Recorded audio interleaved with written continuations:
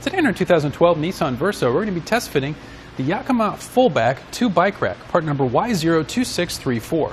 We already have a bike installed on the rack, so let's go ahead and take a closer look and show off some of the features. We'll start on the first ends here and then work our way inward.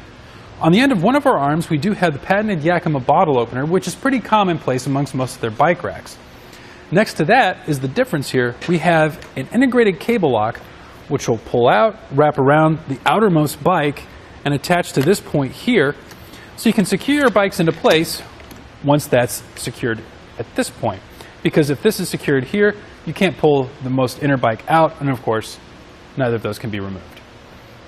Moving on to the cradles, these are stationary, meaning they can't move back and forth or side to side, but they do have this TPE padding at the base here, and that's going to act as kind of a shock absorber for your frame to help protect it while you're traveling, so it doesn't get any scratches or abrasions on it. Also, it does have some padding on the bottom side of our zip strip here.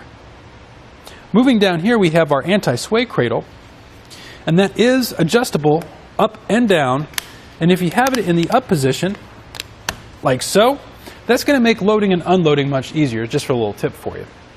How your bike is held into place will have 3 points of contact. We're going to have 2 zip strips up at the top here, and of course one out to the side or the anti-sway cradle, and that's going to help keep the bike from moving too far back and forth and causing bike-to-bike contact. We do have a wheel strap also installed. This is to prevent the wheel from making contact with your vehicle once it's installed.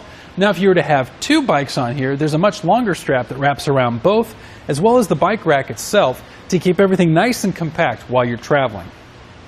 So let's go ahead and take the bike off and set it aside. We'll start with the zip strips here. There are these tabs at either side. You push those in at the same time, and they remove. It's very easy. And we'll let this off. And you can see how easy it is to remove. If that was folded down, we'd have to kind of go back and forth and kind of shimmy it off, and that can be a bit of a hassle. Go ahead and put the zip strips back into place so we don't lose them.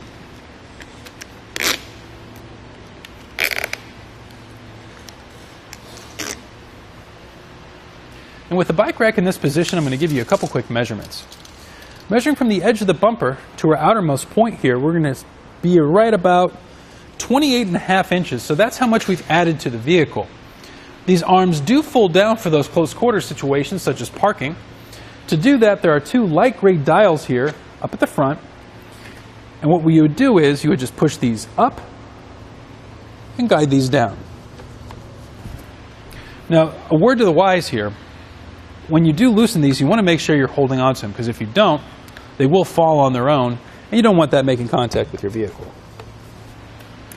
Again, measuring from the edge of the bumper with these folded down now we've only added about 7.5 inches, so that made a pretty decent difference. How it's attached to the vehicle, we're going to have 4 points of contact. We're going to have 2 rubber-coated hooks up at the top here labeled as such to avoid confusion. We also have this rubber coating around our cam buckles where it tightens down, so even if this makes contact with the vehicle, it's also going to help protect it. At the base here we have 2 hooks, also labeled as bottom, on either side, and there is padding where it makes contact here at the base, as well as the rear windshield to help protect your vehicle. However, you cannot use your rear windshield wiper blade once this is installed, so keep that in mind. At the center here, we do have this larger hub. Once that is pushed in the up position, you can adjust this to whatever vehicle you're using. For the Nissan Versa here, for example, you want the dial setting on the back here at 4, but always double check with your instructions. This also means that this can be used with a wider variety of vehicles besides the Versa if you should have 2, such as cars, SUVs, or even minivans. So double check your fit guide on our website and figure that out. And there you have it for the Yakima FullBack 2 bike rack on our 2012 Nissan Versa. First we'll take it onto our slalom course. This will show you the side-to-side action, such as making turns or evasive maneuvers.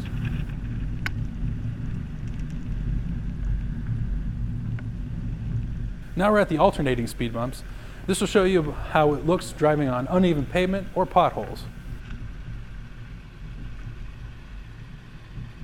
Finally, we're at the solid speed bumps, which simulates going into your driveway or parking lots.